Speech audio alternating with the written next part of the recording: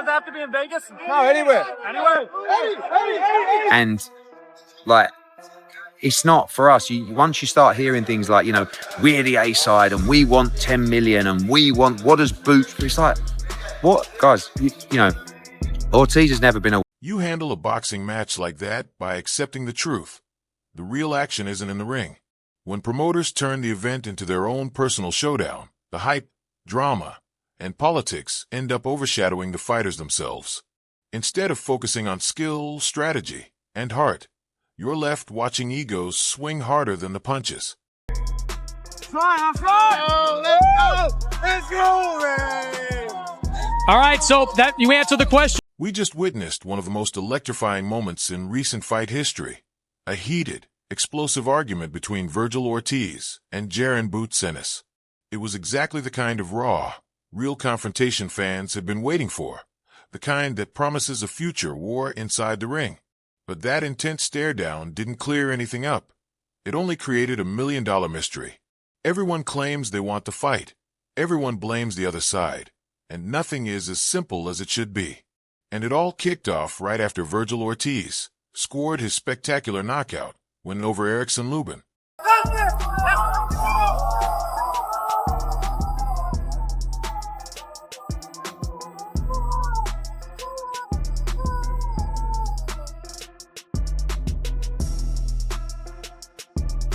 Ortiz was still celebrating when Jaron Ennis and his promoter Eddie Hearn were suddenly brought into the ring, without being invited, as Hearn himself admitted.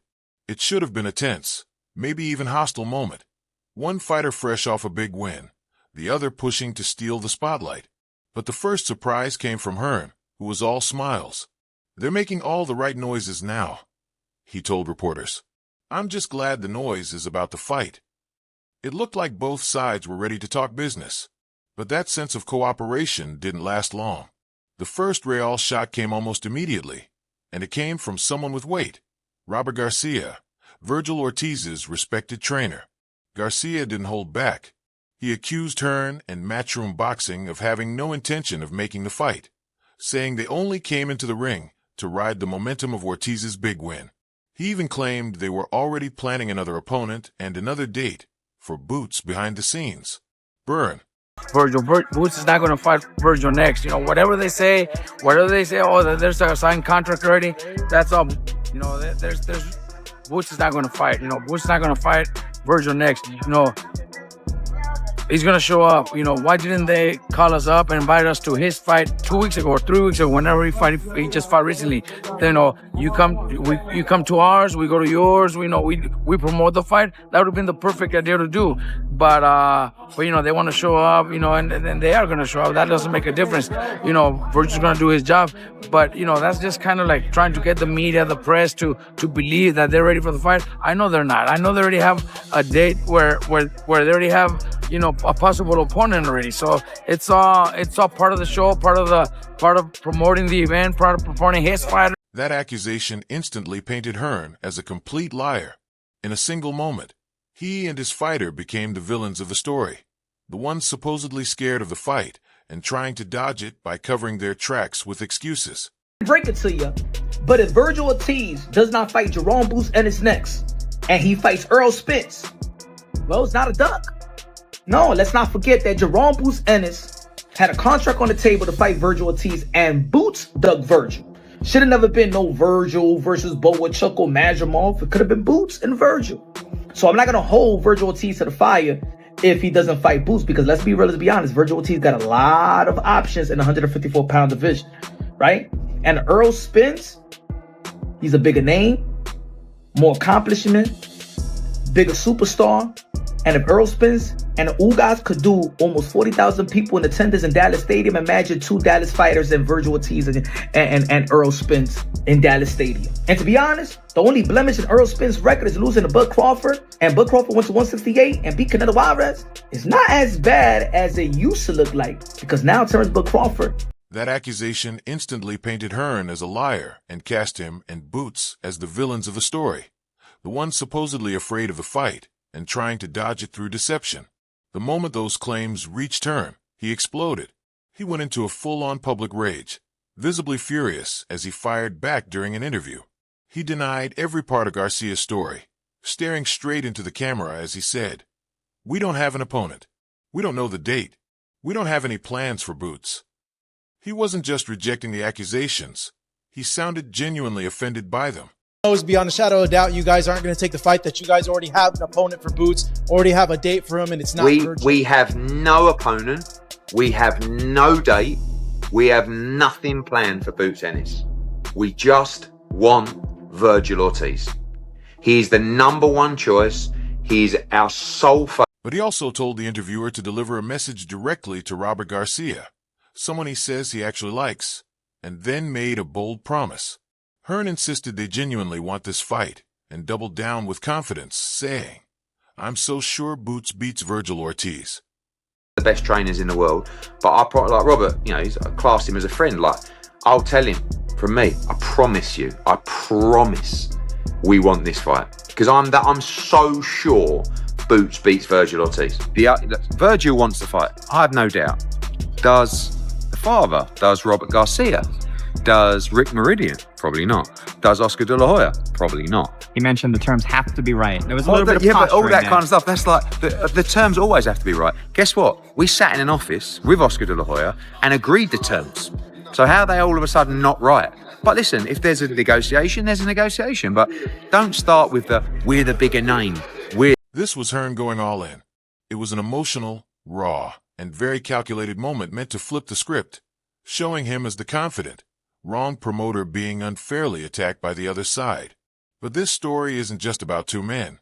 After Hearn's fiery denial, all eyes shifted to the other major power player in the mix, Oscar De La Hoya, the other heavyweight promoter tangled up in this growing mess. It's that time. Let's get this money and let's make this fight happen. It does matter, because you said that we're the ones talking. We're not the ones talking. Oh, we started talking after you guys started talking. It's retaliation. It's retaliation. Your manager's talking all crazy. Oscar's talking crazy. It's the time, and I'm gonna make you pay for everything. Suddenly, new reports started surfacing that revealed the real issue. Word was that De La Hoya, Ortiz's own promoter, was the one insisting his fighter be pushed to the back of the line in negotiations. Yes, the problem wasn't the other camp at all. It was coming from inside Ortiz's team. Is that going to be a heated debate by Eddie Hearn? Do you think he's going to say, my guy's the guy? I mean, how can he say that? He better not. I mean, there's no question that I have the man. There's no question that Vergil Ortiz is the man. So I feel that these negotiations will be negotiations, just like any other fight. And it'll go back and forth. But at the end of the day, Vergil Ortiz is the man. Oscar Spence was in the arena, in the building. I don't know if you saw him. Errol Spence. Oh, I did see him. You did see him. We've talked about this for 5 years. We talked about it at the Arlington press conference, filling up Jerry World with him and a Vergil. Imagine that. Vergil is in such a good place right now. If we don't get favorable negotiations, then we can always go to Errol Spence. Or we can go to Fundura. So there's a lot of options for Vergil. I know the world wants to watch Boots Ennis versus Vergil. Suddenly, new reports started surfacing that revealed the real issue. Oscar De La Hoya, Ortiz's promoter, was insisting that his fighter be the A-side in every negotiation. And this A-side or B-side argument has killed countless super fights throughout boxing history. It's always the same battle of egos and spreadsheets. Who gets the bigger purse? Who walks to the ring second? Whose name goes first on the poster? With De La Hoya refusing to give an inch, it quickly became clear that Hearn might not be the only obstacle, or even the main one, blocking the fight. Vergil is the A side in the Boots fight. He had fantastic performance against Ruben. I don't know why. I mean, I don't care who he's on what side, by the way. Yeah. I don't see how is he the A side. I don't know. I mean, what makes you the A side? I mean, he's never won a world title, right? Boots has been a world champion. He's unified the division. I mean, I just think they're two great fighters. A side, B side, Z side. I don't give a fuck. Make the fight. Like, once you start hearing things like the terms have to be right, and we want 10 million, and it's like, whoa, guys, like, do you actually want this fight or not? The terms have already been agreed in a room. Now, if we have to negotiate, we negotiate. But let's not mess the fight up because we're pretending one guy has more than the other guy. Neither of them have a belt, right? They're just number 1 and number 2 in the division. But for me, we're number 1. But I'm not standing there going, we're number 1. We're the A side. I don't care because all that means is you don't want the fight. So if you truly want the fight, let's get to the table. The whole situation exploded into a full-blown social media war, and even the fighters jumped in. In a now viral tweet, Vergil Ortiz Jr. called out Jaron "Boots" Ennis, accusing his team of failing to finalize the fight. Ortiz claimed he had already agreed to the matchup the moment it was offered, making it sound like it was Boots' side that backed out. It'll be really interesting to now see if they truly believe. Because the fight's there, the fight's done, the money's there, the pay-per-view's there. I mean, it's a massive fight, but you can find an excuse if you don't want to do it. So we'll see. And both guys, Vergil's 27, is it? I mean, Boots is 28. God, I mean, what a fight. How often do we see these fights when our guys are past their best? We don't need, and there's no one else to fight at the moment. So Xander Zayas is fighting a Baru, or whatever his name is. What Hearn's group later called a fake call-out only added to the public confusion. The fighter blamed the other side, but Hearn had a different explanation. In a frustrated statement, he said they had agreed to collaborate months earlier, that both sides had consented, yet since then his calls went unanswered and Golden Boy had remained silent. I mean it disrespectfully when I say they just don't beat Jaron Ennis. In fact, that style is absolutely tailor-made for Boots. Just to make it clear on Vergil Ortiz, we sat in a room, me, Oscar De La Hoya, Eric Gomez, and the top DAZN execs in America. We talked about how a deal would work with those two fighters, and we agreed on a deal. We went away, we signed a new deal with Boots. Part of that deal, within the contract, was the deal that we agreed with Golden Boy and DAZN to fight Vergil Ortiz. Boots signed it. Now, we didn't hear anything back. We told them we're going to fight in October. They said they're going to fight in November, and we haven't heard anything back. On Tuesday, Eric Gomez called me, and he said, look, I just wanted to let you know, we're fighting Lubin. After that, we want to get the Boots fight made. I said, well, we're in. So I take their word for it, and I truly believe Oscar De La Hoya wants to make great fights. But that fight is done on our side, on all the terms that we agreed with Golden Boy. That fight for me. What people in Hearn's circle later called a fake call-out only added to the public confusion. The fighters seemed to point fingers, but Hearn had a different story. Frustrated, he reported that both sides had agreed to collaborate months earlier, yet his calls went unanswered and Golden Boy remained silent. The biggest surprise, however, was still coming. Robert Garcia, Vergil Ortiz Jr., and the boxing media all insisted that Hearn and his fighter wouldn't sign, but Hearn dropped a bombshell. When asked if Boots would sign, he said, "We've already signed the contract," revealing that Jaron "Boots" Ennis had already made a move, with the paper already bearing his name and only Golden Boy's signature remaining. If true, this statement flips the story entirely, making Hearn's outburst seem less like theatrics and more like genuine anger.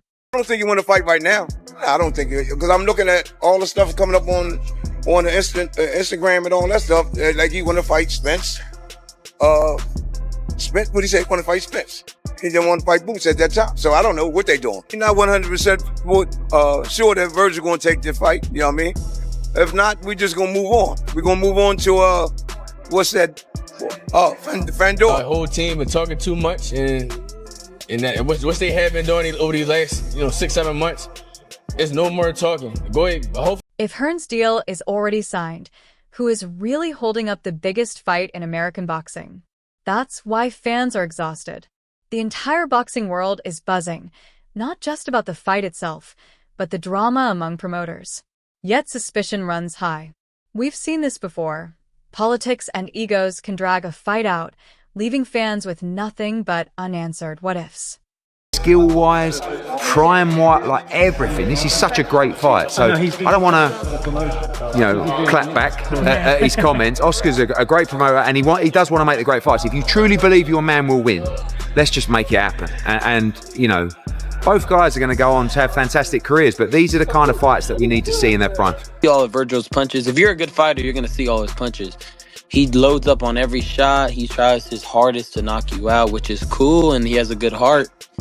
But at a certain level, that's not going to work. That's why I beat him every time in the amateurs. He's very emotional in the ring, and he just starts shooting any type of shots. And he does. I mean, in the amateurs, I didn't feel his power. I think it looks scarier from the outside. I don't think he's a one-punch knockout artist. I think he's a volume. I think he could hurt you and then keep on one punch. It means boom, you hit him, he drops. Me and Robert always been cool. I'm not gonna lie though. I've always cooked every single one of his fighters in sparring. Me, that has something to do with it. But I don't mean no disrespect, but I did. Hearn's latest statements have only intensified these fears, claiming that Jaron doesn't need to team up with Vergil Ortiz, and that Boots is focused on winning championship belts that Vergil hasn't earned. But Spence, those guys, they just want so much money. And by the way, Spence hasn't fought for 2 years, or whatever it is, or however long, right? And I don't think even know whether he's going to fight again. And Charlo sits there, don't fight at all. And when he does, he just asks for 5 million, 10 million, whatever. These guys put the guys in their primes. 2 animals, monsters of the division.